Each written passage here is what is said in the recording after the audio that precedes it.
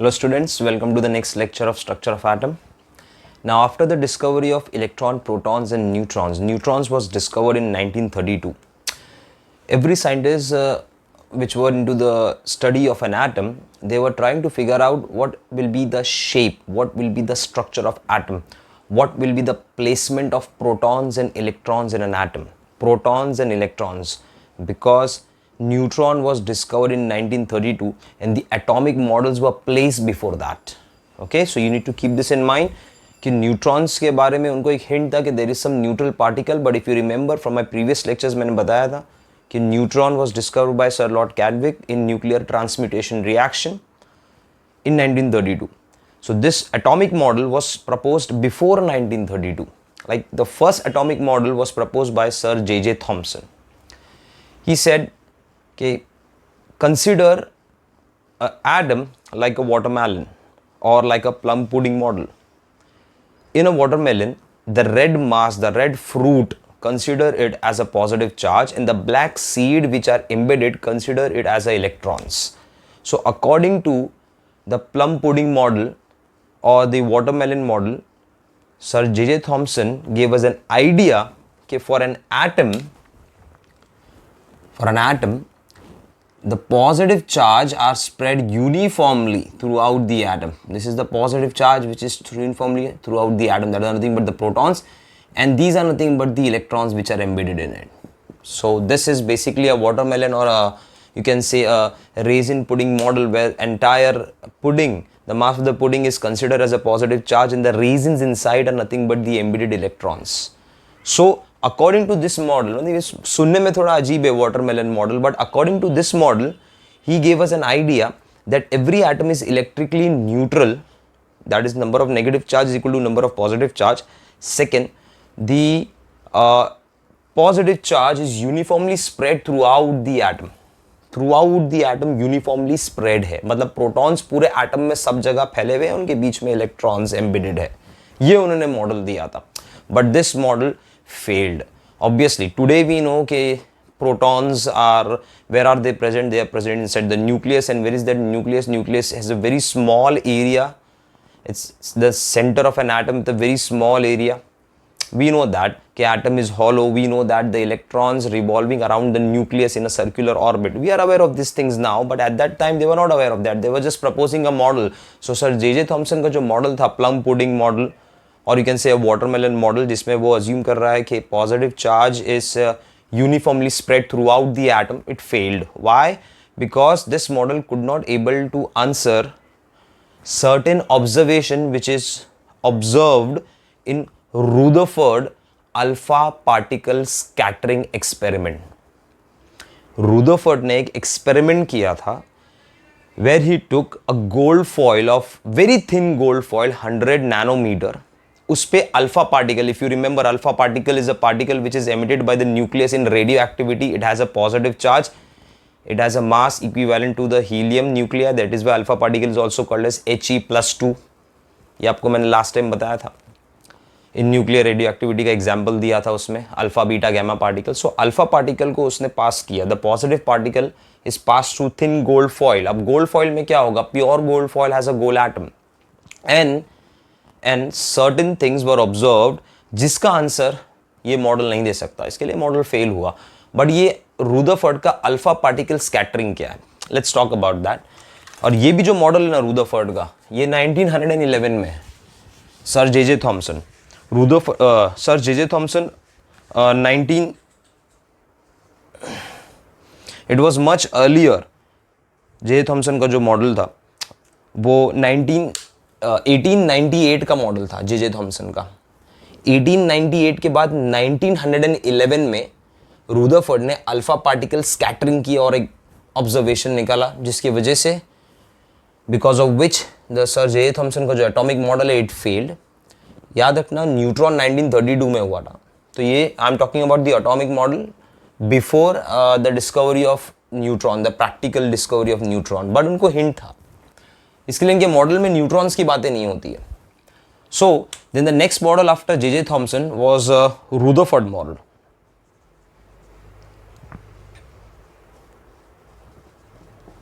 Rutherford's model. ठीक है. That model is basically alpha particle scattering through gold foil which was a 100 nanometer, very thin size, 10⁻⁵ centimetre का size था, बहुत कम size. तो alpha particle scattering था gold foil के through, and he done that. After this experiment there was certain observation which gives you an idea about the new model which you are aware of, that nucleus center में है, electrons revolve and all. So let's talk about this Rutherford model. इसने किया he took a lead block. In this lead block he placed a radioactive material. This radioactive material emits, it's basically emitting alpha particle. So this is a source of alpha particle, the radioactive material. उसने lead block में रखा, फिर यहाँ पर एक thin slit रखा, thin slit. तो this slit, this alpha particle is passed, very thin slit. So this alpha particle passes through this thin slit, and there is a spherical metallic cover जिसमें वो जो gold foil है, it was placed here. This was a thin gold foil. So this is the gold foil. It was like this. आपको ऐसा दिखेगी ना, तो ऐसा ही थी gold foil. ठीक है. And the entire screen of this metallic cover is coated with zinc sulfide. अब zinc sulfide क्या material है? Scintillation material. If you remember, if any highly charged particle, when it moves and it comes in contact, or when it hits the surface which is covered with zinc sulfide, it gives you a spark, the scintillation. Okay. So alpha particle was passed through the gold foil, and then the observation took place. अब observation क्या हुआ? A very important observation. Maximum scintillation, maximum spark is seen just behind, exactly gold foil के पीछे, यहां पर. तो इसका मतलब क्या हुआ कि अल्फा पार्टिकल, इसका मतलब ये हो गया, अब यहां पर सबसे ज्यादा आपको 99% स्पार्क यहां दिखाई दे रहा है, ग्लो, द सिंटिलेशन, जो वेल्डिंग में थोड़ा सिंटिलेशन दिखता है ना, स्पार्क, तो 99% स्पार्क यही दिखाई दे रहा है, exactly behind the gold foil. It means ये क्या इंडिकेट कर रहा है? ये इंडिकेट ये कर रहा है कि most of the alpha particle passes through the gold foil without any deviation. 99% alpha particle passes through the gold foil without any deviation. ठीक है. Then very few alpha particle, very few deflected to angle less than 90. तो यहां पर आपको कहीं ना कहीं glow दिखेगा. And very few alpha particle deflected angle greater than 90. तो यहां कहीं आपको मिलेगा. And 1 out of 10 millions alpha particle, जब ये क्लोज होगा cover, you key see a scintillation here, but 1 out of 10 million 180 पे डिफ्लेक्ट हो रहा है, 180. So most of the alpha particle passes to the gold foil without any deflection. 99%. Very few alpha particle get deflected to angle less than 90, and very few greater than 90, and 1 out of 10 millions alpha particle get deflected to angle 180, exactly लग के वापस आया.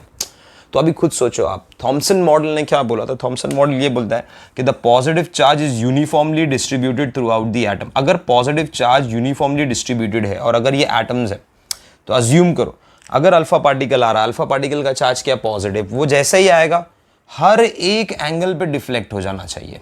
यहाँ आया तो भी hit करा तो भी डिफ्लेक्ट हो रहा, मतलब एटम को वो हिट करते डिफ्लेक्ट होना चाहिए.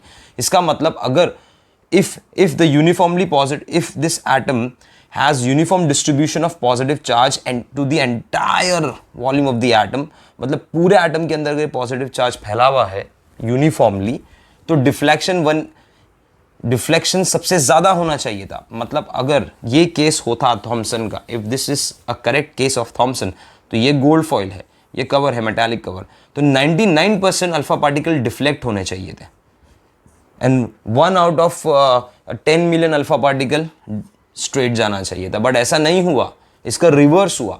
99% alpha particle passes through the gold foil without any deviation. तो डिविएशन कब होगा? डिविएशन ये होगा जब positive alpha particle positive proton के कॉन्टैक्ट में आएंगे तो डिविएट होंगे. लेकिन 99% ऐसे ही निकल गए, डिविएट ही नहीं हो रहा है. तो क्यों नहीं हो रहा है? वो इसके लिए नहीं हो रहा है कि पॉजिटिव चार्ज पूरे एटम पे नहीं है. अगर वो पूरे एटम पे होता तो डिविएशन हर एंगल में दिखता और मैक्सिमम डिविएशन दिखाई देता। यहां पर तो डिविएशन है ही नहीं, because maximum alpha particle passes without deviation. So what does it indicate? It gives you an idea, a clear idea that positive charge, the protons are not uniformly distributed throughout the atom, but the protons, that bunch of protons, they occupy a certain space, a very small space in an atom. मतलब अगर ये atom है तो proton uniformly distributed नहीं है, बल्कि एक छोटी सी स्पेस पे, वो स्पेस कहीं भी हो सकती है, छोटी सी स्पेस पे बहुत सारे प्रोटॉन्स होने चाहिए साथ में, like a bunch, like a group together. तो अगर सपोज हम लोग ये स्पेस डिसाइड कर लेते हैं सेंटर को, जहाँ पर बहुत सारे जो प्रोटॉन्स है वो इधर ही रहेंगे, the positive charge is only here, और सेंटर में डिसाइड कर लेते हैं, तो हमारे ऑब्जर्वेशंस करेक्ट हो जाते हैं। क्यों? बिकॉज अल्फा पार्टिकल आएगा यहाँ से, डिफ्लेक्ट नहीं होगा, डिफ्लेक्ट नहीं होगा, डिफ्लेक्ट नहीं होगा, डिफ्लेक्ट नहीं होगा, डिफ्लेक्ट। क्यों डिफ्लेक्ट नहीं हो रहा है? Because alpha particle is positive charge and when it passes through an atom there is no positive charge around here, therefore you will see no deviation. Therefore 99% of the alpha particle passes through the gold foil without any deviation. This is a experimental observation.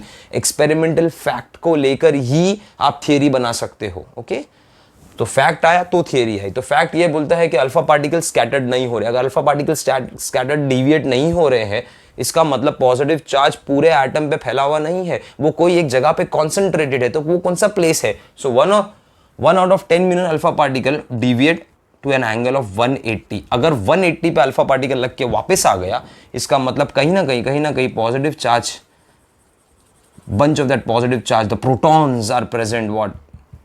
In a specific place at the center, and this center is termed as what? Nucleus, which has a radius of 10 raised to minus 15 meter के आसपास, and here the radius of entire atom is around 10 raised to minus 10 meter.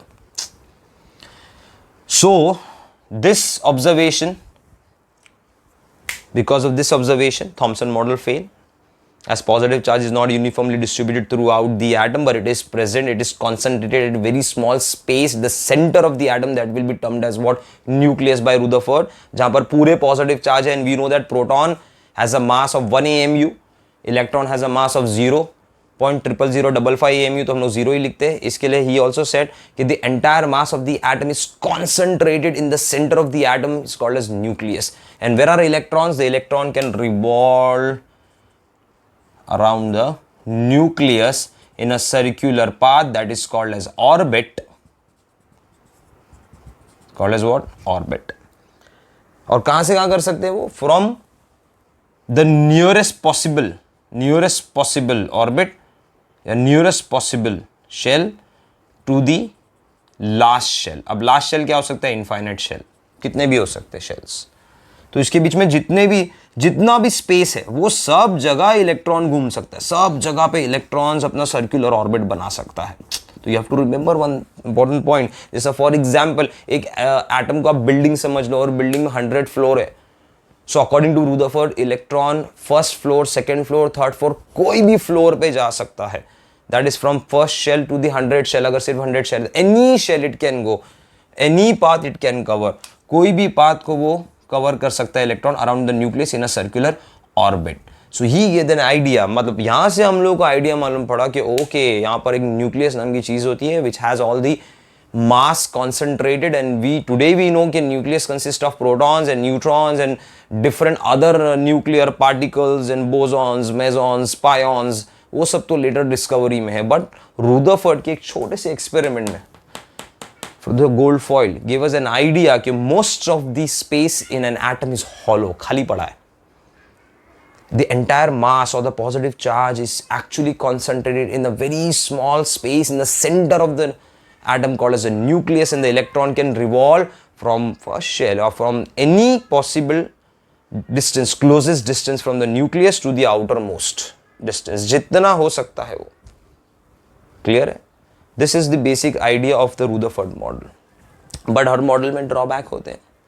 Rutherford model में drawback है, और अच्छा हुआ ये drawback आया, because drawback आने से और ज़्यादा ये मॉडल रिफाइन हो गया। बोर ने इस मॉडल को और रिफाइन किया। So what is this drawback? Let's try to understand this. So the first drawback, this very important point है, ये दो ड्रॉबैक पे आगे की थियरी है। तो फर्स्ट इंपॉर्टेंट ड्रॉबैक क्या है? The first important drawback is a scientist name Maxwell. Maxwell visited Rutherford उसके घर गया, बात किया, congratulation sir, finally your model is accepted, alpha particle scattering. तो Rutherford said, okay, good, thanks. What's your question? So Maxwell asked Rutherford a very valuable question. Maxwell said, okay, sir, any moving charge particle will radiate energy. Rutherford said, yes, of course, it will radiate energy. So Maxwell said, an electron is a moving charge particle. So definitely it should radiate energy. Rutherford like, okay, so? Well, sir, what I want to convey, Maxwell said to Rutherford, okay, if electron is continuously revolving around the nucleus and if it is a charged particle, we know that from the first experiment J.J. Thomson का, that was discharge tube experiment, उससे ही मालूम पड़ गया था कि electron एक negatively charged particle है. So if electron is under continuous motion, it is a charged particle, then it should continuously radiate energy, and if it should gives its energy, तो अगर एनर्जी लॉस हो जाएगी तो उसका path आहिस्ते आहिस्ते छोटा हो जाना चाहिए. लाइक फॉर एग्जांपल हम लोग एक सर्कुलर पाथ में मूव कर रहे हैं, हम लोग भाग रहे हैं सर्कुलर पाथ में, but without having any food, without consuming food, without consuming water, आहिस्ते आहिस्ते आहिस्ते वी आर गेटिंग टायर्ड. अगर हम टायर्ड हो जाएंगे तो वो सेम रेडियस का हम डिस्टेंस नहीं ले पाएंगे सर्कुलेशन में. अब हमारा डिस्टेंस सेंटर से कम हो जाएगा और फिर थक के हम लोग सेंटर में बैठ जाएंगे कि हमें tired, because we are continuously giving out energy and we are not getting that sufficient amount of glucose energy to move और in a circular orbit with the same constant radius. हमारे पास नहीं हो एनर्जी तो finally हम थक के बैठ जाएंगे. तो सिमिलरली मैक्सवेल यही पूछ रहा है रुदरफोर्ड को कि if electron is a moving charge particle, अगर वो मूविंग चार्ज पार्टिकल है तो वो कंटिन्यूसली एनर्जी को रेडिएट करना चाहिए. और एनर्जी देने के बाद अगर सपोज इलेक्ट्रॉन मूव कर रहा है, ये न्यूक्लियस है, if electron is moving in a circular orbit, if it gives out continuously gives out energy, then उसका स्पाइरल पाथ, उसका पाथ जो है सर्कुलर पाथ, वो छोटा होते रहना चाहिए. छोटा होते होते होते होते होते finally it should go into the nucleus and the atom should become unstable. But ऐसा होता नहीं है, एटम तो स्टेबल है, तो सर क्यों नहीं होता? तो क्वेश्चन यही था कि इलेक्ट्रॉन एनर्जी क्यों रेडिएट नहीं करता. और रेडिएट करने, क्योंकि moving charge particle and any moving charge particle should radiate energy. तो question here is that electron is a moving charge particle, it is moving, so it should continuously radiate energy. Its energy should decrease, so its circular path with the radius should decrease and it should finally land up into the nucleus and the atom should become unstable. But ऐसा होता नहीं है, सारे atom दुनिया में stable है. तो ऐसा क्यों नहीं होता? Rutherford has no idea. Sorry, I don't have any idea about this. Okay. तो this was the first drawback जो मैक्सवेल ने पूछ की. अब सेकेंड ड्रॉबैक बहुत इंटरेस्टिंग है. फर्स्ट तो है ही, उसी के ऊपर नेक्स्ट थ्योरी है. सेकेंड ड्रॉबैक क्या है? Second drawback is about spectrum. What is spectrum? आपने अपने 10th standard 9th standard में देखा होगा. A prism experiment where through a prism sunlight passes and there is a screen, a wall, a screen. On that screen you will see a Vibgyor, the color bands. So the arrangement of color bands of the radiations is called as spectrum. तो radiation वापस split हो गई into different wavelength. And that is called as spectrum. Spectrum is nothing but the arrangement of the bands on screen, the radiation bands on screen. एक simple example में आपको मैं समझा रहा हूँ जो आपने 10th standard में अपना देखा है. So basically अगर radiation की बात करोगे तो you have studied that radiation has few properties in it. अब radiations की property क्या होती है कि radiation they travel in the form of waves. पहले हम लोग वो थोड़ा सा एक property को base बना लेंगे.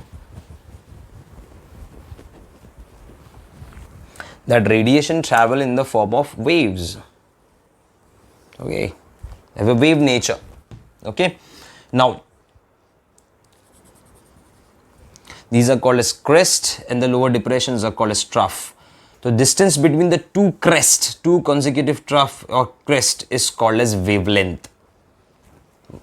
Unit क्या होता है? Meter, nanometer. This is called as wavelength given by the lambda sign. This is the radiation.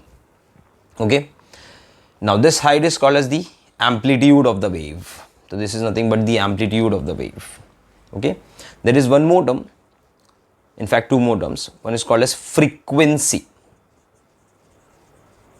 Is a number of wave passing through a point in 1 second. तो its unit is cycle per second or hertz frequency. There is one more term C, that is a velocity of this radiation, and these radiations are terms as electromagnetic radiations. वो हम लोग बाद में सब discuss करेंगे, but you need to remember these radiations are nothing but a electromagnetic radiations. Okay, C is nothing but the velocity. Now new frequency is equal to C upon lambda. ये हम लोग इक्वेशन याद रखने का, that frequency is nothing but the speed of radiation upon lambda, and these are electromagnetic radiations. अच्छा, electromagnetic radiations different wavelength की होगी, इसके लिए वो different sets में होती है. You have heard about visible rays, cosmic rays, gamma rays, radio waves, different types of group of these radiations. When they are arranged together from higher wavelength to the lower wavelength, that is called as spectrum of electromagnetic radiation. So you have a group of radio waves. So radio waves में बहुत सारी waves होगी. Then visible rays जो 400 nanometre के wavelength से 800 nanometre, मतलब 400 radiations है. So these are different types of radiations which are arranged with respect to their wavelength. जिस किसी की wavelength बड़ी हो रही है, किसी की wavelength छोटी हो रही है, that is called as electromagnetic spectrum. Okay, the spectrum is basically the arrangement of radiation with different wavelength. That is called as a spectrum. So nu is equal to C by lambda, and normally electromagnetic radiation की जो speed रहती है, that speed is around 3 into 10 raised to 8 meter per second. It's the speed of light. It's electromagnetic radiations. Okay, so these ideas are basic ideas which you have studied, might be in your 10th standard, or you might have studied in physics about the properties of radiations. Now I was talking about the spectrum. तो आपने पढ़ा था spectrum के बारे में. तो radiations के जो डिफरेंट सेट होते हैं उसमें से एक सेट होता है 400 नैनोमीटर से. ओके, रेडिएशन, तो वेवलेंथ लिख रहा हूँ, टू 800 नैनोमीटर. इसमें different sets of wave radiations आती है. Now this band of this entire radiations is called as visible radiations, and visible radiation is subdivided into VIBGYOR, violet की 50-60 radiations, Indigo की 50-60 radiations, red blue की 50-60 radiations, मतलब lightest blue से darkest blue, lightest green से darkest green, lightest yellow. सो हर एक shade इसमें दिखने को मिलता है. And when you combine these radiations together you will get a white light. White light.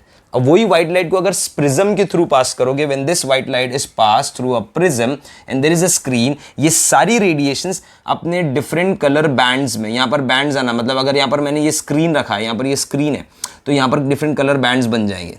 तो अब ये जो बैंड्स रहेगा ये पूरा वायलेट का है, ये इंडिगो, रेड, ये स्क्रीन पे आ जाएंगे. मतलब इसमें वायलेट के काफ़ी सारे रेडिएशंस है अलग अलग वेवलेंथ की, इंडिगो की वेवलेंथ की रेडिएशंस है, ब्लू की रेडिएशंस है. तो this is the arrangement of the colour band on the screen when the white light passes through the prism. The splitting of lines हो जाएगा and you will get this on screen, and this is called as spectrum. अब ये spectrum को बराबर देखोगे, if you see the spectrum, all these colour bands are attached to each other. They are attached to each other. Therefore this is called as continuous spectrum. Okay? लेकिन अगर समझो ये screen है, यहाँ पर एक बैंड आपको दिखा, फिर कुछ नहीं है बीच में, फिर यहाँ एक कलर बैंड दिख रहा है, फिर कुछ नहीं है, फिर यहाँ एक कलर बैंड दिख रहा है. तो सपोज ये रेड दिखा, ये ब्लू दिखा, ये येलो दिखा, there is a colour band here and there is a gap in between. यहाँ पर कुछ नहीं है, तो यहाँ पर हम लोग डार्क कंडीशन ले लेंगे. This is dark band. So when you have a color bright band, dark band, bright band, dark band, these are called as discontinuous spectrum. There is a gap. Radiations के band आपस में नहीं है, यहाँ पर कुछ नहीं है, ये एम्प्टी स्पेस है. तो this is a dark area, a dark band. So this is called as discontinuous spectrum. But हमने जो स्पेक्ट्रम देखा है आपके प्रिज्म एक्सपेरिमेंट में, that is a continuous spectrum. और समझ गए ना कंटिन्यूस स्पेक्ट्रम क्या? It is a set of all 400 radiations together which will form a white light. When it is pass, prisms को स्प्लिट करेगा and you get this continuous spectrum VIBGYOR के form में. And with the help of Planck quantum theory of radiation, energy of a quantum in a radiation, हम लोग इसके बारे में बाद में डिस्कस करेंगे. सिर्फ ये समझ लो सिंप्लीफाई करने के लिए कि energy of the radiation is equal to h into nu. h is called as Planck constant, क्योंकि ये प्लैंक क्वांटम थ्योरी से आया है. That is 6.6 into 10 raised to -36 joule second. Planck constant का वैल्यू है। Nu is the frequency of radiation, nu की जगह पे आप सी बाय लैम्डा लिख सकते हो, तो is nothing but H C upon lambda, मतलब energy is inversely proportional to lambda. तो जितना ज़्यादा नैनोमीटर का वेवलेंथ होगा उतना कम एनर्जी, मतलब रेड बैंड की एनर्जी कम है as compare to violet. Okay, so this is the basic idea of the radiation about spectrum.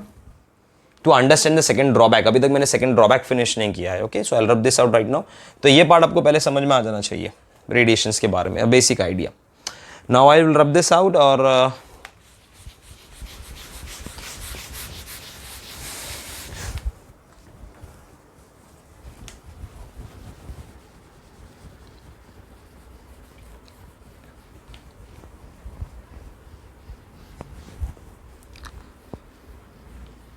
so first drawback was about Maxwell का, the electron wire does not go into the nucleus and all. Second drawback समझने के लिए, the first point was the spectrum, the radiation का property.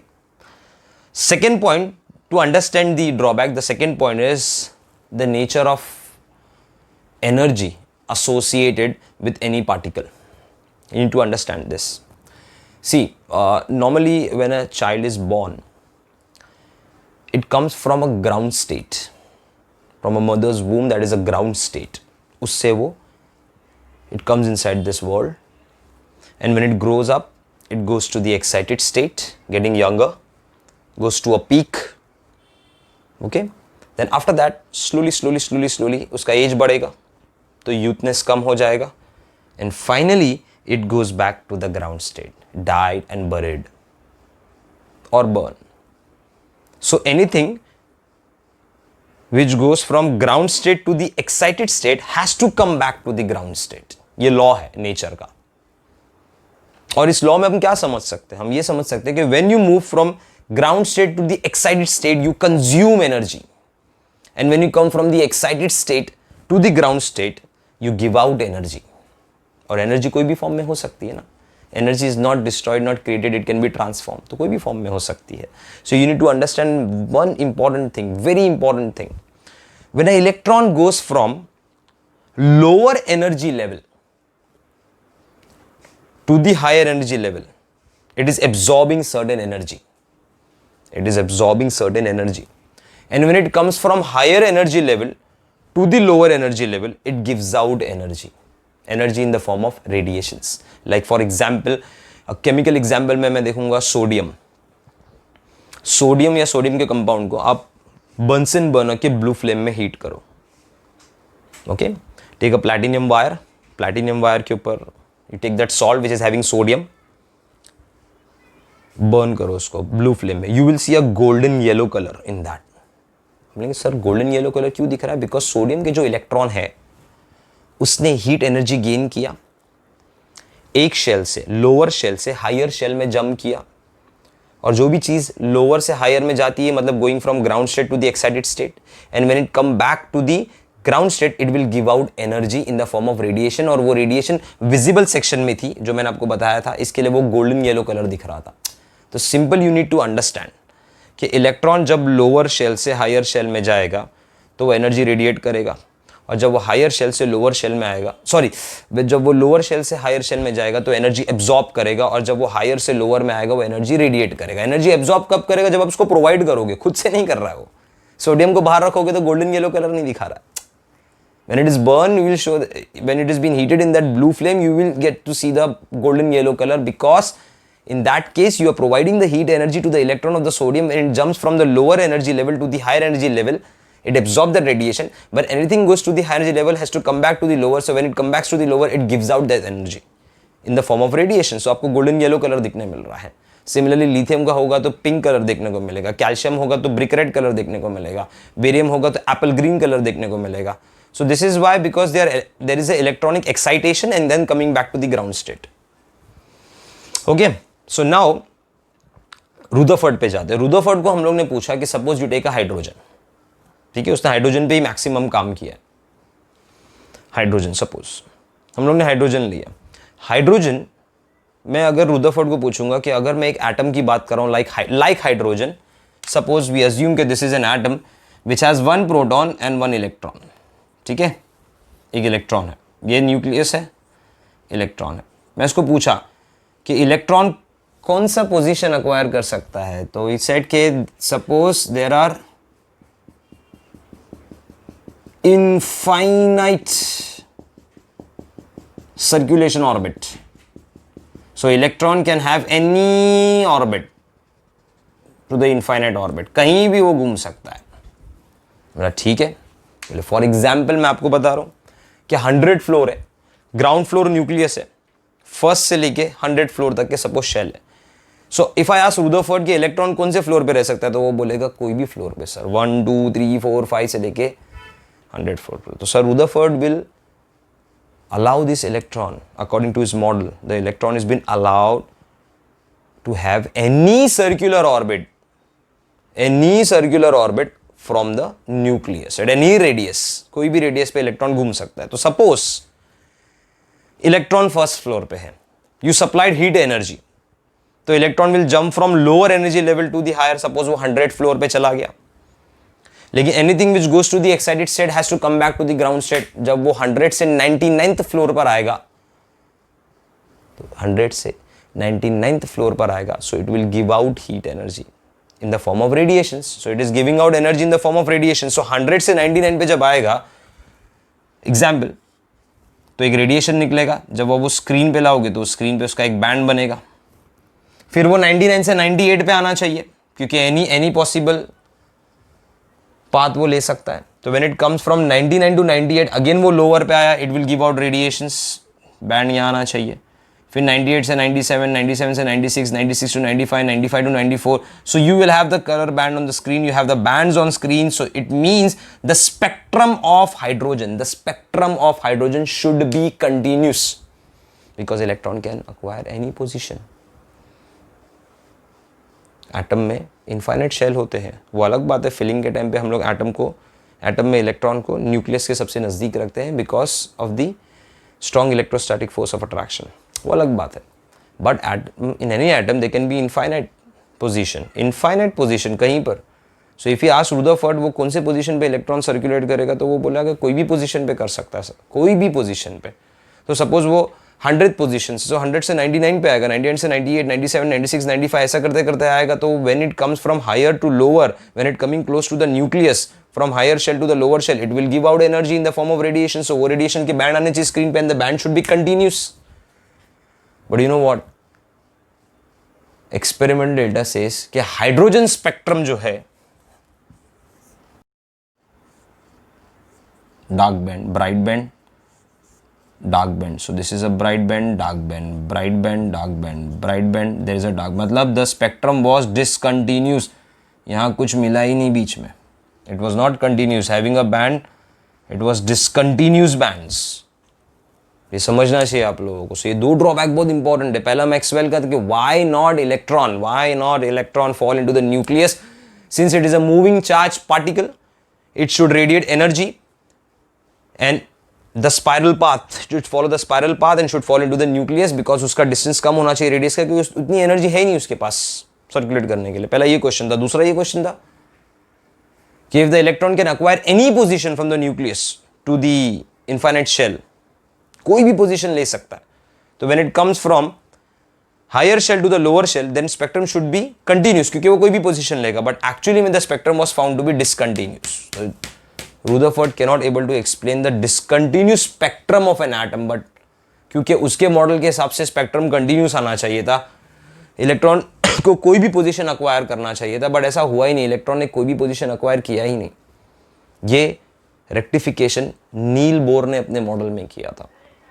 Again ये जो model था Niels Bohr का, ये भी 1932 से पहले का ही मॉडल था। So what is the Niels Bohr model? Let's see the rectification in Niels Bohr model.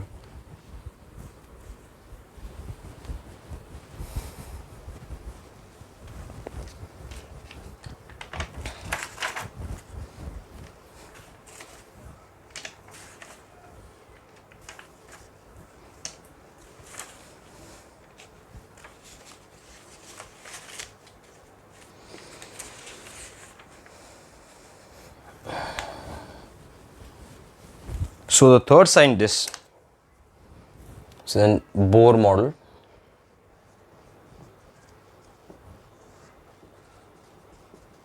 Model of N atom. Okay, 1913 में ये मॉडल आया. मतलब 1898 में थॉमसन मॉडल था, फेल्ड, बिकॉज 1911 में रूदरफोर्ड अल्फा पार्टिकल स्कैटरिंग आया, passed, but few drawbacks Maxwell का और discontinuous spectrum. To overcome this 1913 में फौरन 2 साल बाद ही, अभी तक 1932 पहुंचा नहीं है, 2 साल बाद ही नील बोर का मॉडल आया. उसने क्या किया, Niels Bohr has worked on the limitations of Rutherford model. First limitation, why don't the electron fall into the nucleus? Okay. Second, why the spectrum is discontinuous? It should be continuous. Electron can acquire any position. No. तो यहाँ पर Niels Bohr ने कुछ restriction रखा. First of all, this theory is quantized theory. Quantized, yes. Quantized means a fixed amount. You allot a fixed amount. You quantized a particular thing. For example, if I take a loaf of bread, it's a continuous energy. But if I make equal pieces of nearly same mass, so now each piece of bread is almost similar. The mass of each piece of bread is almost similar to the another. So now you have quantized it. So quantize मतलब एक packet बना देना, fix packet बना देना, fixed value देना, that is called. सो ये theory quantize theory है. इसके प्रूफ्स है, इसके लिए क्वांटाइज थियरी आपको समझना है. Fixed values are assorted. Okay, so what this theory says, कि electron can not move in any path. नहीं मूव कर सकता, वो सिर्फ एक फिक्स्ड पाथ में मूव करता है, in a particular fixed orbit, और you can say a particular fixed energy level with a definite amount of energy. मतलब according to its Bohr model, if this is the nucleus, if this is one of the shell जहां पर electron move कर सकता है, इसके बीच में जो shells हो गए यहां पर वो अलाउड नहीं है. फिर ये एक है, यहां इलेक्ट्रॉन मूव कर सकता है. फिर ये एक सर्कुलर ऑर्बिट है, यहां इलेक्ट्रॉन मूव कर सकता है. फिर ये एक सर्कुलर ऑर्बिट है, यहां electron, and so on. So between two circular orbit there is a gap. यहां पर इलेक्ट्रॉन नहीं मिलेगा. This is called as node. The probability of finding the electron is 0 over here. यहां इलेक्ट्रॉन नहीं है. मतलब the circular motion of the electron is being quantized. He said कि electron moves only in a fixed orbit. This orbit is called as K, L, M, N, or the first orbit, second orbit, third orbit, fourth orbit. इसके बीच में जितने भी orbit हो गए 3.1, 3.2, 3.3, उसमें कहीं पर भी इलेक्ट्रॉन अलाउड नहीं है. मतलब उसने फिक्स कर दिया उसकी position. It's been quantized. Why? Because कोई experimental values मिले हैं. Now each orbit is called as energy level and they have a certain value. जैसे electron in the first shell has an energy of 13.6 electron volt per atom. Okay, मतलब अगर मैं इसकी energy लिखने जाऊंगा तो इसकी एनर्जी होती है -13.6 इलेक्ट्रॉन वोल्ट पर एटम. बोले सर माइनस क्यों लिखा? मतलब माइनस इसके लिए क्योंकि इलेक्ट्रॉन नेगेटिव है, वो तो हमको पता है, बट वो माइनस नहीं है. ये this minus sign does not signify the negative charge of the electron, but this minus sign signify कि the electron is bonded to the nucleus. जैसा आप अपने घर पे रहते हो अपने पेरेंट्स के सामने, तो you are bonded, so you bonded, so energy is negative. आप bonded हो. But when you move out with your friends, nobody is there, nobody is watching you, किसको आपको आंसर नहीं करना है, तो आपकी एनर्जी बढ़ते जाती है. मतलब as you move far away from the nucleus the energy of the shell is increasing. अब ये शेल में जो इलेक्ट्रॉन्स की एनर्जी है ये around -3.4 electron volt per atom की है. Are you getting my point? You need to understand. ये समझना बहुत जरूरी है कि दिस इलेक्ट्रॉन. आपको बोलेगा सर इसके बीच में इलेक्ट्रॉन क्यों मिला नहीं? क्योंकि इन पोजीशंस की कुछ ना कुछ एनर्जीज होगी, वो एनर्जी इनको मिली ही नहीं. You have an electron with the energy of -13.6 electron volt. In the first shell you have this -3.4. -3.4 is greater than -13.6. Therefore, as we move far away, the energy of the shell is keep on increasing. So the value is being quantized. That is why these are called as stationary energy level. Stationary energy level मतलब electron अगर यहाँ पर आ गया first shell में तो उसकी energy इतनी हो जाएगी, सेकंड में आया तो उसकी एनर्जी इतनी हो जाएगी. Stationary energy levels. तो ये एनर्जी लेवल्स न्यूक्लियस के अराउंड रहते हैं वहाँ इलेक्ट्रॉन को आके फिक्स असॉर्डर प्लेसमेंट, फिक्स प्लेसमेंट, इनके बीच में सर नहीं आ सकता, इनके बीच में नहीं आ सकता, इनके बीच में नहीं आ सकता, these are not permissible zone, यहां पर इलेक्ट्रॉन नहीं हो सकते, ओके योर। एंड ये एनर्जी कैलकुलेट करने का there is a formula to calculate the energy, and the formula is also one of the key point in the Bohr orbit, that is energy of any shell is given by the formula minus k square, this is Coulomb constant, 2 pi square m e4 upon n square upon h square. This k first of all is called as Coulomb law constant. ये actually 1 upon 4 pi epsilon naught होता है. This Coulomb law constant has a value of 9 into 10 raised to 9 joule meter per Coulomb square. This is Coulomb law constant, 9 to 10 raised to 9. This is the value. M stands for the mass of the electron, जो आपको पता है 9.1 10 to minus 34 kilogram. E stands for the charge of the electron, minus 1.6 10 to minus 19 coulombs. H stands for the Planck constant, 6.6 10 to minus 36 joule seconds. And N stands for the shell number. First shell, second shell, third shell, fourth shell. Okay और ये shell number को n को हम लोग बोलते हैं principal quantum number, बाद में समझेंगे. प्रिंसिपल क्वांटम नंबर, क्वांटम का मतलब होता है, क्वांटम का मतलब होता है bit, electron is a bit particle. तो principal quantum number is the number with respect to the shell, मतलब के शेल को आप फर्स्ट बोलोगे, एल को सेकेंड बोलोगे. Okay so this is the value, this is the formula to calculate the energy of electron in any shell. Okay अब इसका shortcut formula कैसा याद रखना, याद रखना कि energy of any shell can be calculated by using a shortcut formula, that is minus 13.6 electron volt into Z square. यहाँ पर एक जेड स्क्वेयर भी आना चाहिए, that is the atomic number, z square upon n square. This is electron volt, इसका unit होगा electron volt per atom. Z stands for the atomic number, hydrogen में तो 1 लोगे, ओके हीलियम में तो 2 लोगे. N stands for the shell number, कौन से शेल का पूछा है, फर्स्ट सेकेंड थर्ड, तो उसकी एनर्जी निकाल सकते हो इलेक्ट्रॉन वोल्ट में.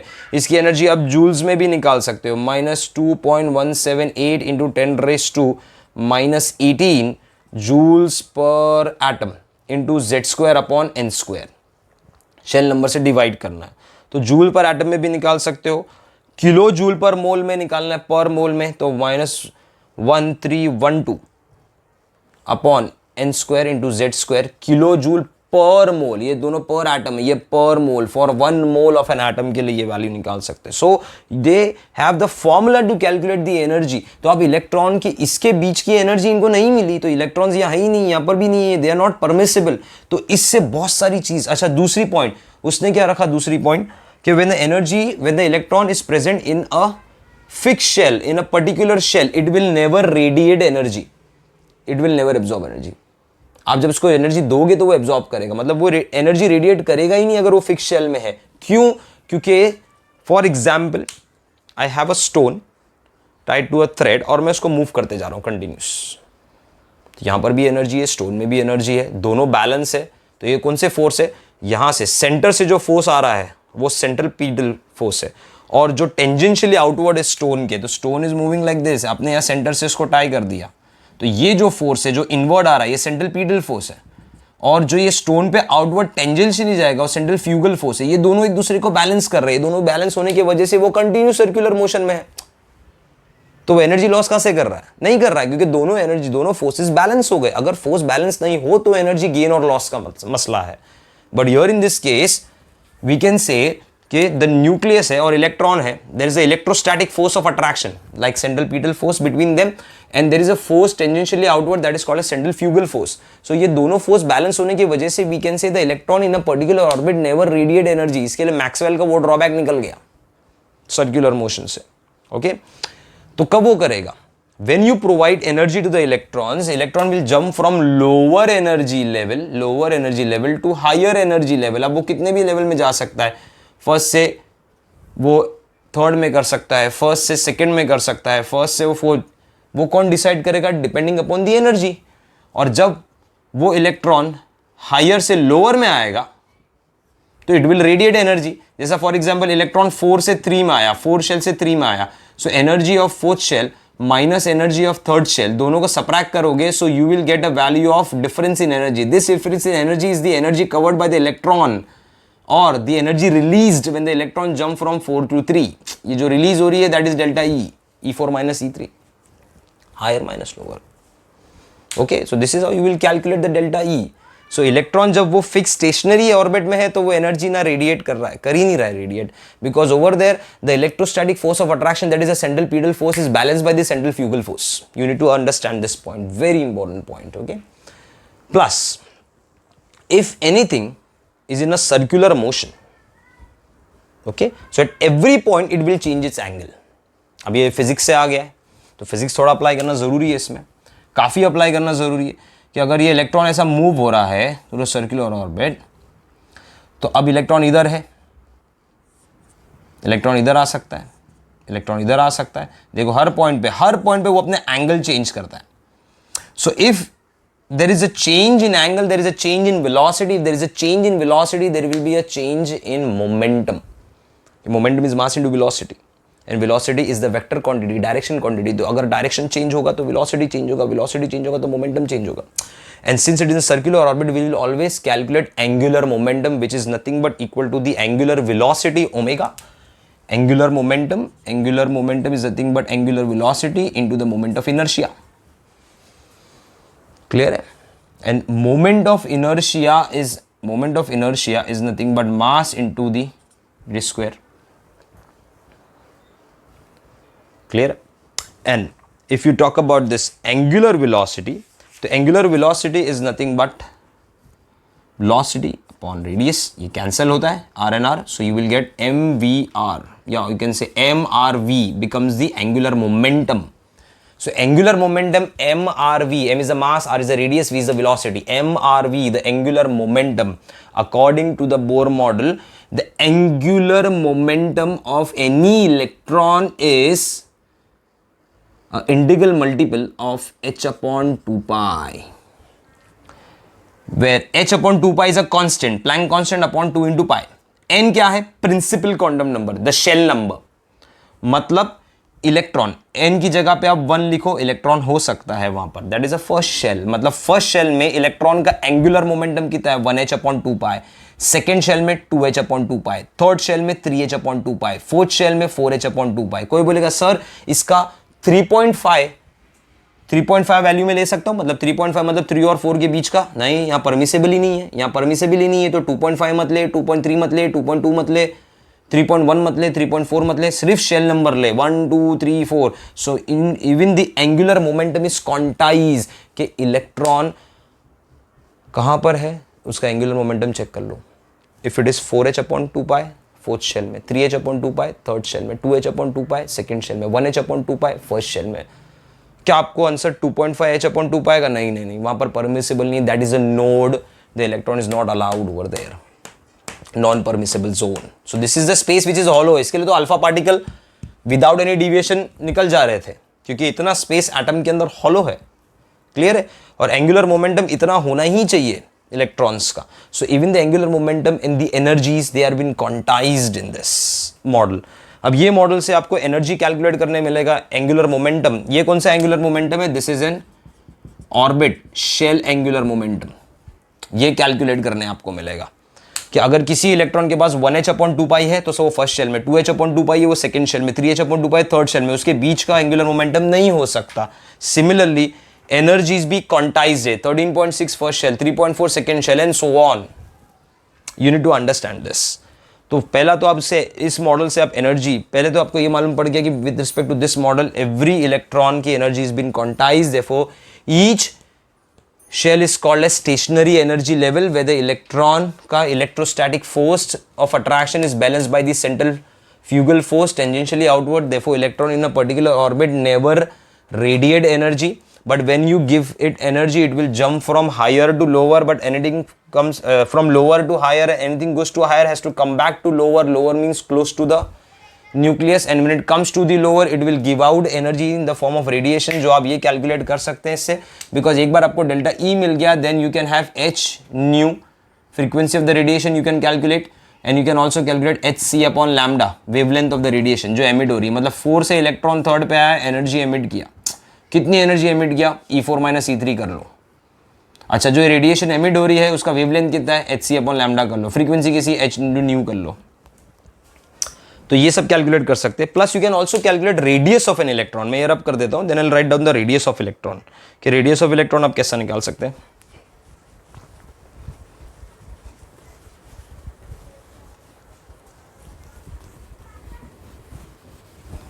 So radius of any electron in any shell, this is a shell number, principal quantum number, is given by n square h square upon 4 pi square Coulomb's law constant, me square. Okay, that comes to 0.529 into 10 raised to minus 10 meter n square, principal quantum number. 10 raised to minus 10 meter is 1 angstrom, so we can write down 0.529 angstrom into n square. Okay, तो ये n square. अच्छा, अभी इसके अंदर इन लोगों ने atomic number नहीं लिया, तो एटॉमिक नंबर ले लोगे तो you have to divide the atomic number by z। So once you divide it by z, मतलब अगर मैंने इसको z से डिवाइड कर दिया तो ये फॉर्मूला अब सारे एटम्स पे अप्लाई हो सकता है। पहले वो सिर्फ हाइड्रोजन पे ही था, बिकॉज हाइड्रोजन का Z1 है। क्यों? बिकॉज नील बोर ने सिर्फ हाइड्रोजन पे ही काम किया, ये उसका सबसे बड़ा ड्रॉबैक है। इसके अलावा कोई और एटम के उससे स्पेक्ट्रम्स वगैरह पे डिस्कशन नहीं किया। It was only discussion is only about hydrogen, that is why मैं Z हर जगह पे 1 ले रहा हूं। बट फॉर एनी अदर, अब मैं बोला लिथियम का फर्स्ट शेल का निकालो, तो lithium N will be 1, lithium atomic number will be 3, radius मिल जाएगा। ओके, इफ आई से हीलियम के सेकेंड शेल का निकालो या फर्स्ट शेल का निकालो हीलियम का, तो N is equal to 1, helium का एटॉमिक नंबर 2 हो गया। So like you can find the radius of any atom,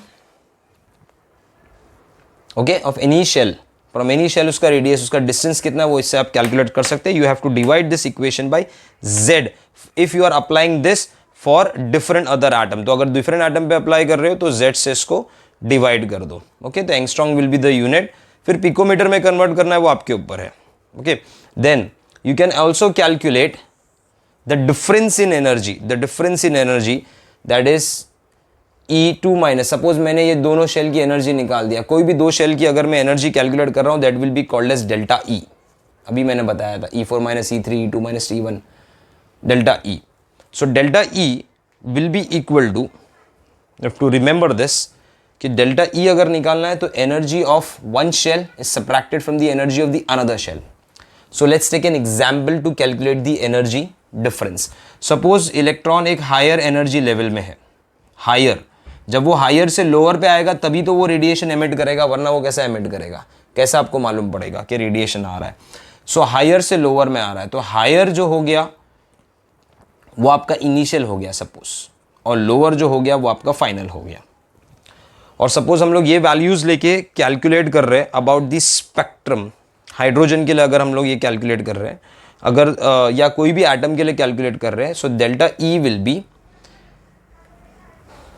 the difference, that is nothing but the final minus what, initial. ये दोनों का आप डिफरेंस निकालोगे, दोनों के डिफरेंस से आप इजीली कैलकुलेट कर सकते हो कि दोनों का डिफरेंस क्या। अब इनकी जगह पे you can substitute the energy का equations. When you substitute the energy of the equation, you can easily find the difference in energy, के उसमें स्पेक्ट्रम का एनर्जी किस तरीके से निकल सकता है। So when you substitute this, delta E, EF minus EI, electron is jumping from the higher energy level and it is coming back to the lower energy level. So you get a equation basically. That equation is used to calculate the difference in energy, and that equation is basically RH into 1 upon Ni square minus 1 upon NF square minus 1 upon Ni square into Z square. So this equation which you get is, this is the energy equation, and this RH is called as Rydberg constant. ये Rydberg constant हम लोगों को याद रखना बहुत ज़रूरी है। इसका एक वैल्यू होता है RH का, तो you get the value, और आगे जाके ये Rydberg constant कन्वर्ट हो जाता है 1096 में, then when it goes to the frequency। ये मैंने डिफरेंस कैसा निकाला, ये डिफरेंस जब मैंने एनर्जी का सब्स्टिट्यूशन किया अबाउट द स्पेक्ट्रम, वो मैं आपको बताऊंगा बाद में, हाइड्रोजन के स्पेक्ट्रम डिस्कस करेंगे तभी। Okay, so from here you can calculate the radius, you can calculate the difference in energy for a shell, and we can discuss things about the spectrum later.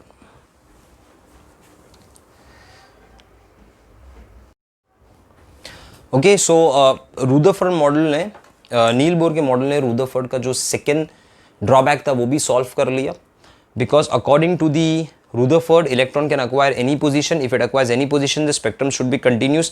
But what Neil Bohr said कि electron का जो circular orbit है, that has been quantized, and if it has been quantized, the electron cannot acquire any position but a fixed orbit. So you need to think कि if the electron,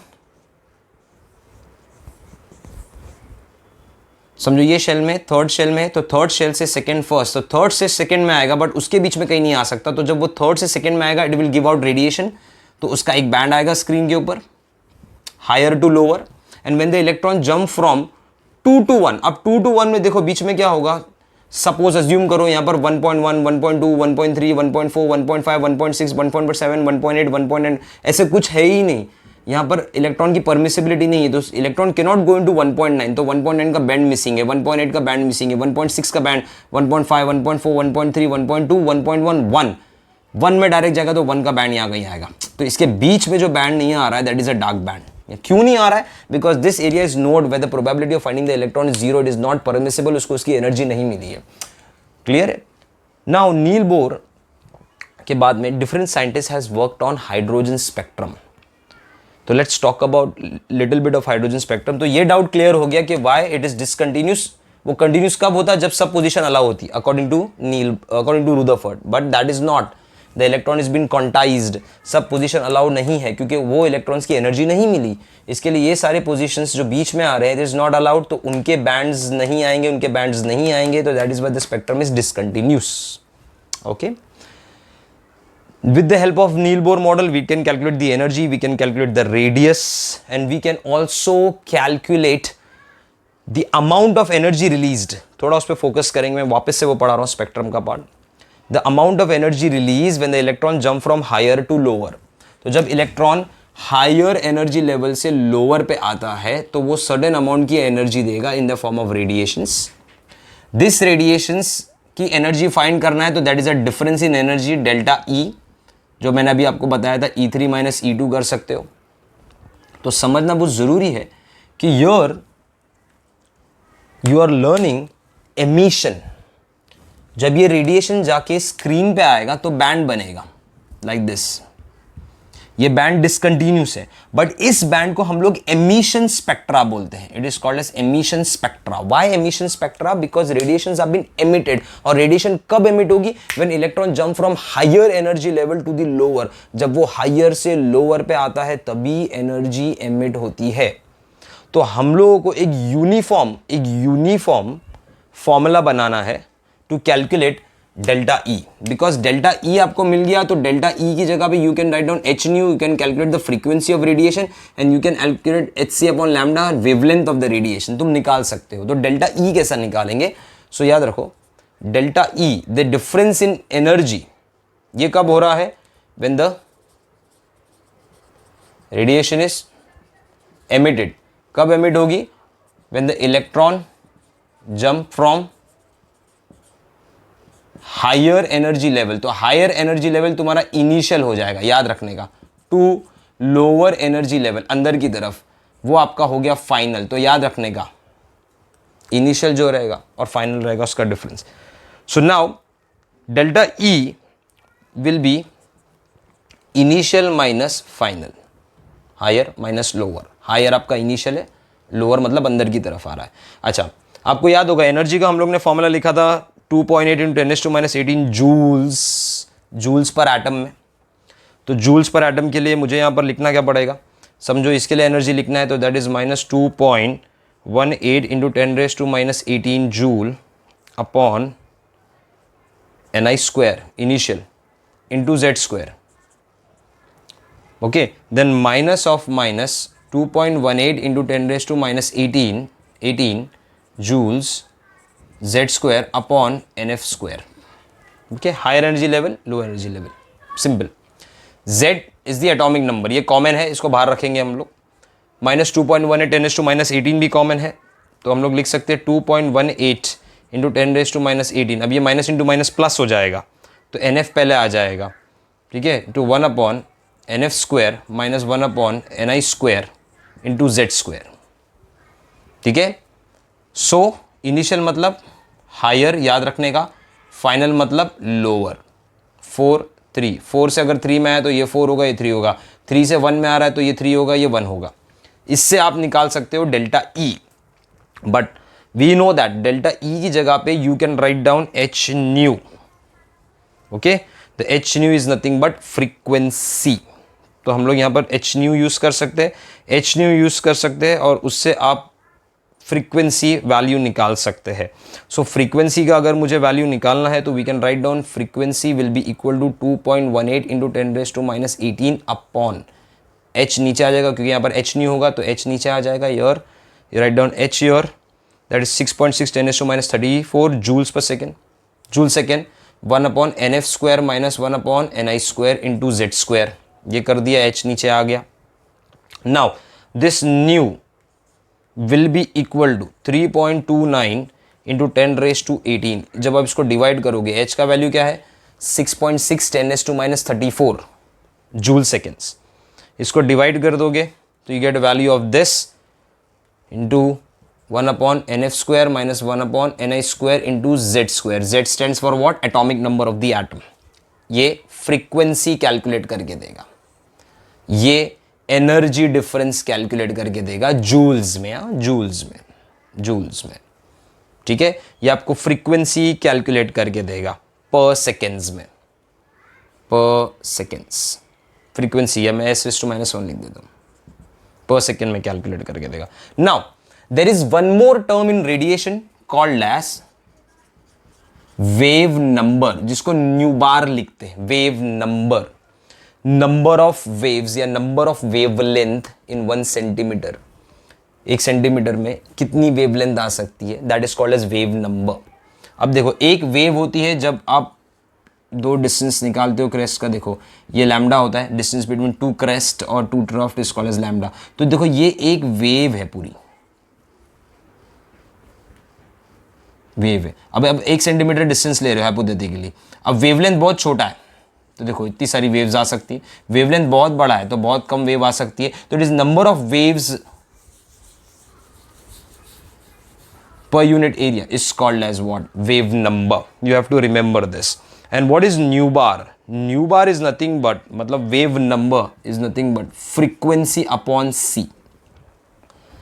Okay, so nu upon c, that is nothing but the wave number. या wave number की जगह पे हम लोग लिख सकते हैं 1/lambda. It's inversely proportional to lambda.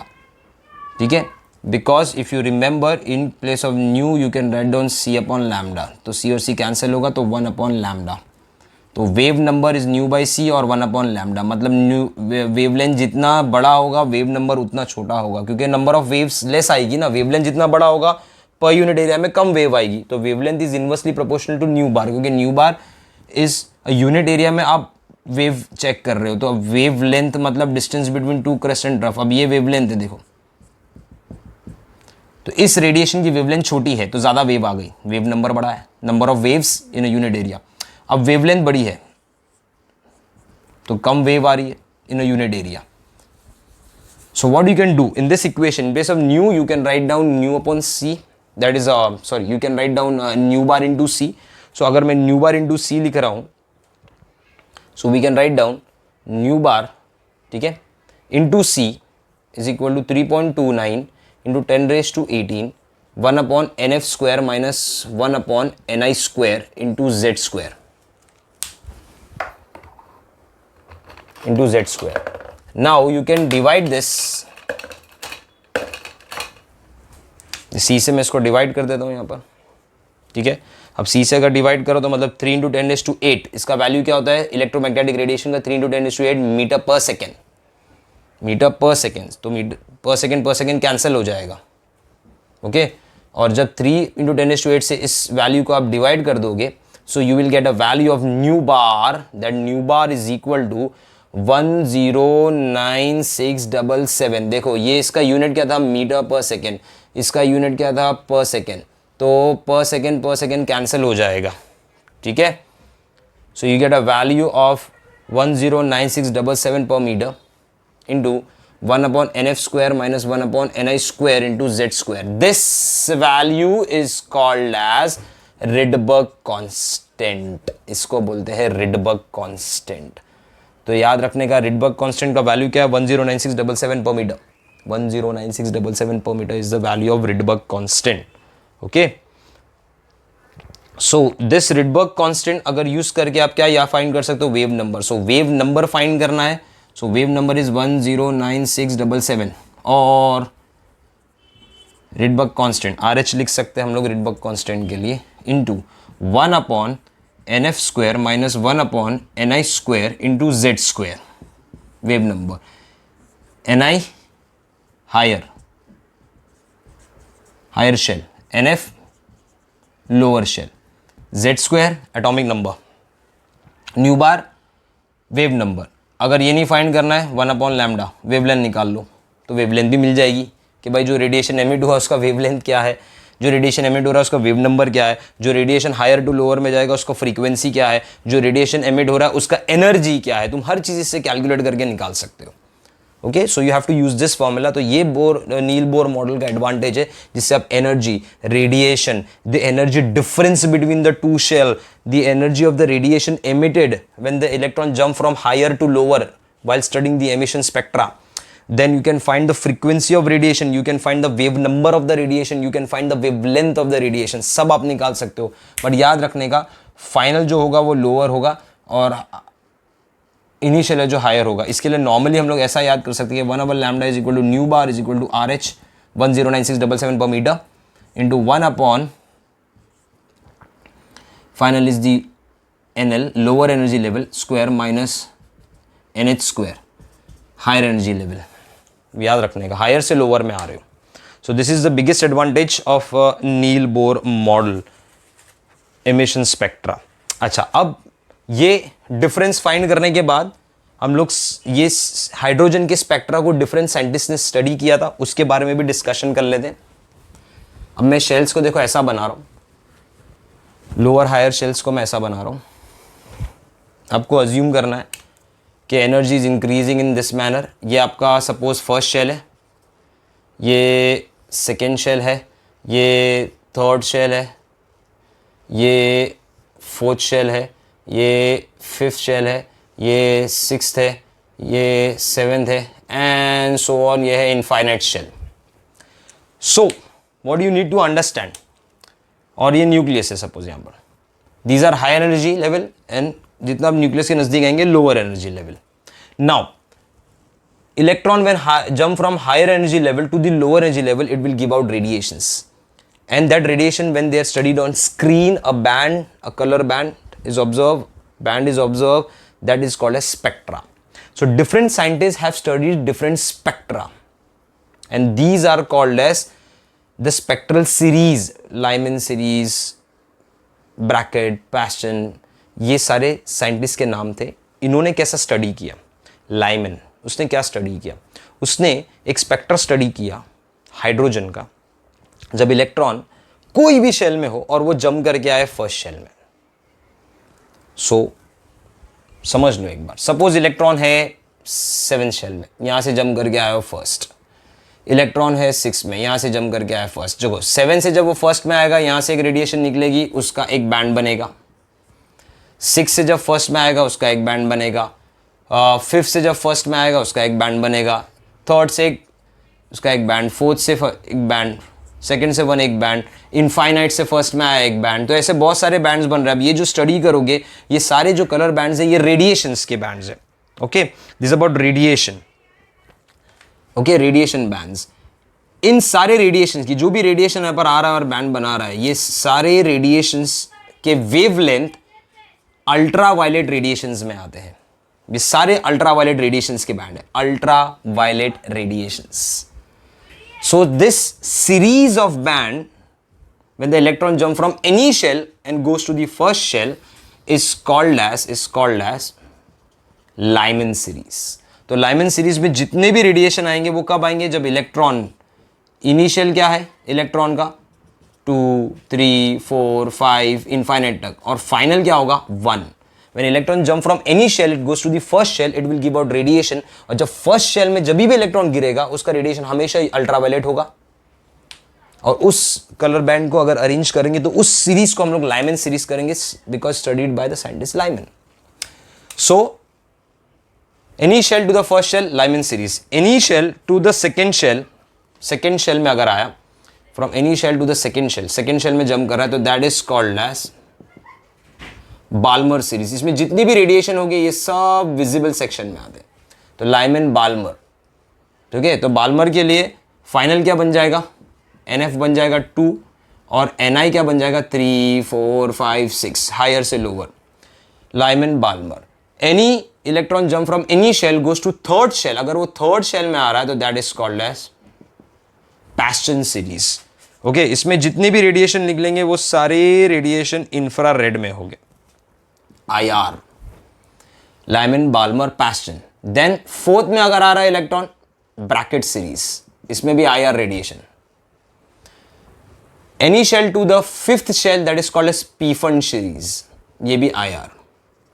Any shell to the six shell that is called as Humphrey series, that is far IR. So you have Lyman, Balmer, Paschen, Brackett, Pfund, Humphrey. तो ये सारी series electron transition की, higher से lower की. अगर higher से first में आ रहा है लाइमन सीरीज, सेकंड में आ रहा है बाल्मर, थर्ड में आ रहा है Paschen, Brackett, fourth, fifth Pfund, six Humphrey. अच्छा, पैस्टन से लेके हम्फ्री तक सारे रेडिएशंस IR के निकलेंगे. अगर सेकंड शेल में आ रहा है तो विजिबल मतलब कलर बैंड मिलेगा हमको विबग्योर वाला, और अगर फर्स्ट में आ रहा है तो अल्ट्रावायलेट रेडिएशंस निकलेगी. तो you have to understand this series. अब हर सीरीज के लिए आप डेल्टा E कैलकुलेट कर सकते हो, फ्रीक्वेंसी ऑफ रेडिएशन सब कैलकुलेट कर सकते हो. प्लस एक चीज और नोटिस करो, मैंने देखो गैप्स कम बनाए. क्यों ऐसा होता है? बिकॉज एनर्जी लेवल की एनर्जीज कम हो जाती है. ये एनर्जी के लेवल्स है. फर्स्ट शेल की एनर्जी है 13.6, सेकेंड की है 3.4, तो डिफरेंस ज्यादा है उनका. फिर उसके बाद में अब जब नेक्स्ट उस पे जाओगे तो हमारा फॉर्मूला क्या था, 13.6/n². सपोज ये हाइड्रोजन के लिए, तो अगर समझो थर्ड शेल के लिए गया तो थर्ड शेल के लिए 3² हो जाएगा, दैट इज 9.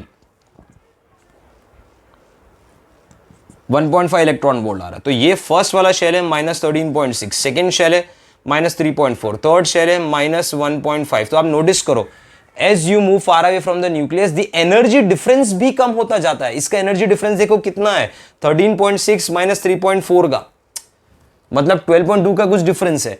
बट इसका देखो 3.4 -1.5, the energy difference is less, therefore I am making a little less gap in between. ये याद रखने का कि एनर्जी गैप्स के डिफरेंस कम हो जाते हैं इसके अंदर.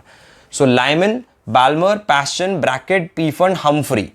अब मैं बोलूंगा पैस्टन, तो पैस्टन के लिए initial will be 3, sorry final will be 2, sorry final will be 3. Paschen बोला तो थर्ड शेल में आएगा, मतलब फाइनल विल बी 3, और इनिशियल मतलब उसके ऊपर का higher 4, 5, 6 and so on. Okay, तो using this formula you can calculate the radiation emitted by any of the series, Lyman, Balmer, Paschen, Brackett, Pfund. But ये सब हाइड्रोजन सीरीज पे है. अच्छा, इसमें एक और एक फॉर्मूला देता हूं, number of lines. What is this number of lines? Number of bands. Number of bands का हम लोग फॉर्मूला कैसा कैलकुलेट करेंगे? नंबर ऑफ बैंड्स के लिए you need to remember n2 - n1 into n2 - n1 + 1/2. ये फॉर्मूला यूज कर सकते हैं और नंबर ऑफ बैंड्स फाइंड कर सकते हैं, number of lines emitted find कर सकते हैं. फॉर एग्जाम्पल समझो इलेक्ट्रॉन है थर्ड शेल में. अब वो कौन से ट्रांजिशन दिखा सकता है? तो वो 3 से 1 में आ सकता है, तो एक बैंड निकलेगा, एक लाइन बनेगी उसकी, एक रेडिएशन आएगी. वो 3 से 2 में आ सकता है, तो एक रेडिएशन निकलेगी. फिर वो इलेक्ट्रॉन 2 से 1 में आ सकता है, फिर एक रेडिएशन. मतलब अगर इलेक्ट्रॉन 3 में है तो वो 3 रेडिएशन एमिट करने के चांसेस है. तो ये फॉर्मूला से आप नंबर ऑफ रेडिएशन या number of lines emitted calculate कर सकते हो. जैसे n2 हो गया आपका हायर, n1 हो गया आपका लोअर. अभी n1 अपने 1 लेना है और n2 आपको लेना है 3. सो 3 - 1 इंटू 3 - 1 + 1/2. तो ये कैंसिल हो जाएगा. वैसे 3 - 1 हो गया कितना? 2. 2 3 = 6. 6/2 3, देखो आंसर 3 आया ना। समझो इलेक्ट्रॉन है 4th में, 4। अब 4 से वो कहां का ट्रांजिशन कर सकता है सर? 4 से 3 में आ सकता है, फिर 3 से 2, 2 से 1, या तो 4 से डायरेक्ट 2 में आएगा, फिर 2 से 1 आएगा, या तो 4 से डायरेक्ट 1 में आएगा। तो कितनी पॉसिबिलिटी है? तो कैसा, अब ऐसा मत निकालो, इससे डायरेक्ट कैलकुलेट करो नंबर ऑफ लाइंस एमिटेड। तो 4 से सपोज 1 में आ रहा है, तो दिस इज 4 - 1 इंटू 4 - 1 + 1, तो इट्स ओनली 4 - 1 3 3 4 = 12/2, 6 लाइन्स निकलेगी सर, 6 रेडिएशंस आएगी। So you can calculate the number of radiation. Then secondly from this spectrum you can also calculate lambda max and lambda minimum.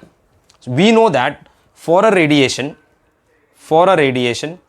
energy is equal to h nu या energy is equal to hc upon lambda। ये हम लोग ने Planck constant से इसका equation लिया था। Now what is this lambda max and lambda minimum for the radiation? Lambda max stands for a maximum wavelength and lambda minimum stands for minimum wavelength for a radiation emitted. Okay, now let us try to understand question कैसा आएगा। So from this equation we know that energy and wavelength are inversely proportional, मतलब higher the wavelength lower is the energy, and these are the energy gaps बीच में जो है।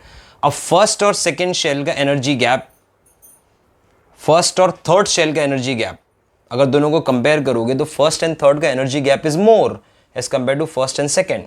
Okay, lambda max and lambda minimum for any series Lyman, Balmer, Paschen, Brackett, Pfund, Humphrey can be calculated by substituting the value of its minimum and maximum value of its shell number। देखो for Lyman series, if I take example of Lyman series, so Lyman series में the final landing of electron will be in first shell and initial electron can be in the higher from 2 to infinite, but the next is 2, first के पास 2 आता है। तो अगर electron infinite shell से first shell में आया Lyman के, तो उसने मैक्सिमम एनर्जी कवर किया, and energy is inversely proportional to wavelength. तो वहां से जो रेडिएशन निकलेगा उसका वेवलेंथ सबसे कम होगा, मिनिमम होगा for Lyman. So for Lyman series lambda minimum या मैक्सिमम एनर्जी आपको रेडिएशन का कब मिलेगा? जब वो फर्स्ट में आएगा, किधर से? इनफाइनाइट से। सो वेवलेंथ का ये फॉर्मूला है 1 वेवलेंथ RH। अगर मुझे लैम्डा मिनिमम चाहिए, so 1 wavelength is equal to Rydberg constant into 1 lower minus higher. तो लोअर आपका क्या था? मतलब आपका फाइनल था। फाइनल कितना हुआ? 1 square minus infinite square. Hydrogen है तो Z1 लेना, तो 1 इनफाइनाइट स्क्वायर चला गया, इट्स गॉन। तो क्या बचा? 1 स्क्वायर, मतलब आपका लैम्डा क्या बचेगा? 1 RH। This is lambda minimum for Lyman. कोई बोलेगा सर लैम्डा मैक्स फाइंड करो। लैम्डा मैक्स मतलब मैक्सिमम वेवलेंथ मतलब मिनिमम एनर्जी। तो मिनिमम एनर्जी इज 2 and 1, इसका गैप ही सबसे minimum energy. When the electron jump from 2 to 1 it will cover a minimum energy gap for Lyman series. So for Lyman series अगर मुझे lambda max निकालना है तो minimum energy cover करना है। Minimum energy कब कवर करूंगा? जब इलेक्ट्रॉन 2 से 1 में आएगा, स्मॉलेस्ट डिस्टेंस। सो 2 से 1 में कब आएगा? जब उसका फाइनल 1 होगा और इनिशियल 2 होगा। तो मैं लिख सकता हूं that 1 lambda will be equal to RH into 1 square minus 1/2 square, that is 4। तो 4 - 1 इज 3, 3/4, सो इट इज 3/4 RH। तो लैम्डा बिकम्स व्हाट? 4/3 RH। तो ये लैम्डा मैक्स हो गया लाइमन सीरीज का। तो कोई भी सीरीज का आप निकाल सकते हो। अभी मैं बोल रहा, समझो बाल्मर सीरीज का मिनिमम चाहिए, तो मिनिमम क्या चाहिए सर? एनर्जी के वेवलेंथ, तो मिनिमम वेवलेंथ। तो अगर मैं बात कर रहा हूं बाल्मर सीरीज की, इसका मुझे लैम्डा मिनिमम चाहिए। लैम्डा मिनिमम मतलब मैक्सिमम एनर्जी, मतलब इनफाइनाइट से 2 में आएगा, बिकॉज लैंडिंग 2 में होगा। So 1 lambda will be RH into 1 landing किधर होगा? 2 square minus 1 infinite square. Hydrogen है तो Z1, तो this is gone. 1 infinite square, तो 1/2 स्क्वायर इज 4, तो RH/4 या lambda minimum for Balmer is 4 RH। Maximum निकालना है, सो 3 से 2 में आया, तो 1/2 स्क्वायर माइनस 1/3 स्क्वायर, तो 9 माइनस 4 5/36, तो it becomes 36/5 RH lambda max for Balmer series. So from here you can calculate lambda minimum and lambda maximum for any series. ये हम लोगों को याद रखने का, किस तरीके से आप इस सीरीज का फाइंड करेंगे. ओके, नंबर ऑफ लाइंस का फॉर्मूला क्या है? I'll rub this out. So this is what all you get from a Niels Bohr model. इतना सब वहां से जानने को मिलता है बोर मॉडल से. Radius, energy difference between two shell, different types of spectrums. But इसमें भी दो इंपॉर्टेंट ड्रॉबैक है, बहुत ज़रूरी है. The first drawback, it works only on hydrogen. Hydrogen के अलावा कोई दूसरे एटम पे काम नहीं किया. Second, when the colour bands और when the radiation bands are studied properly under ultra microscope, some hyperfine lines were found on it. मतलब for example, if the electron jumps from second shell to the first shell, it will give out a radiation जिसका screen पे एक band आएगा. जब ये band को study किया गया under electron microscope, ultra microscope, there was a very fine lines associated with it. Okay, and when this spectrum was studied under magnetic field, जब magnetic field में इसको स्टडी किया गया तो ये स्पेक्ट्रम कुछ ऐसा दिखने लगा. ये बैंड्स के अंदर प्रॉपरली लाइन्स स्प्लिटेड दिखाई दी, hyper fine lines. This is called as splitting of spectral lines. पूरी स्पेक्ट्रल लाइन स्प्लिट हो गई पतले पतले छोटे बैंड्स के अंदर. This effect is called as Zeeman effect. जब मैग्नेटिक फील्ड में स्पेक्ट्रम को स्टडी किया गया, इसमें हाइपर फाइन लाइन्स, छोटे छोटे लाइन्स आ रही, मतलब और बिग बैंड के अंदर छोटे छोटे बैंड्स आ रहे हैं. तो ये बैंड्स क्यों आ रहे हैं? ये बैंड्स इसके लिए आ रहे हैं कि हो सकता है कि सेकंड से फर्स्ट में आने के लिए बीच में भी कई छोटे छोटे ट्रांजिशंस हुए हैं, क्योंकि bands are associated with the electronic transition. Electronic transition होगा तो ही एमिशन होगा और तो ही उसका बैंड आएगा. तो मैग्नेटिक फील्ड में इसमें हाइपर फाइन लाइन्स आ रही है. इलेक्ट्रिकल फील्ड में रखोगे तो भी ये बैंड के अंदर वैसी हाइपर फाइन लाइंस दिखाई देगी. This is called as Stark effect. So the splitting of spectral lines under magnetic field, which is Zeeman effect, in electrical field, which is Stark effect, is not explained by Niels Bohr. Niels Bohr ने ये explain नहीं कर पाया था. ये हम लोग देखेंगे एक्चुअली में है क्या. तो एक्चुअली में ये कॉन्सेप्ट हमको लेके जाता है शेल, सबशेल्स एंड ऑर्बिटल्स पे, क्योंकि शेल के अंदर के स्पेस को हम लोग सबशेल्स और सबशेल्स के अंदर हम लोग उसको ऑर्बिटल बोलते हैं. तो ये इनर ट्रांजिशन है, ऑर्बिटल्स के बीच के ट्रांजिशन है, जिसके वजह से मतलब मैग्नेटिक फील्ड में ही ये ट्रांजिशंस दिख रहे हैं, इलेक्ट्रिकल फील्ड में दिख रहे हैं. मतलब फॉर एग्जांपल ये आपका फर्स्ट शेल है और ये आपका सेकंड शेल है, बट आपको पता है इलेक्ट्रॉनिक कॉन्फ़िगरेशंस के फर्स्ट शेल में एस सबशेल्स होते हैं और सेकंड शेल में एस सबशेल्स होते हैं और पी सबशेल होते हैं. पी सबशेल के अंदर तीन और ओरिएंटेशन होते हैं, p x, p y, p z. These are called as what? Orbitals. So ये हो सकता है कि इलेक्ट्रॉन ये ऑर्बिटल से इस ऑर्बिटल ट्रांजिशन किया होगा कि 2pz से 2py आया, 2py से 2px, 2py से 2s, 2s से फिर 1s. तो ये इंटरनल ट्रांजिशन की वजह से यहाँ पर हाइपर फाइन लाइंस की स्प्लिटिंग दिखाई दे रही है. So that is due to the inner transitions between the subshells and the orbitals, जो हम लोग इसके नेक्स्ट लेक्चर में स्टडी करेंगे. So Niels Bohr can not able to explain the Zeeman Stark effect, that is the splitting of spectral lines. ये पूरा spectral band आपको ऐसा स्प्लिटिंग में दिखाई देगा in magnetic and electrical field. Okay, so next lecture में we will cover the entire idea of orbitals, shells and subshells with respect to principal quantum number and the shape of different orbitals.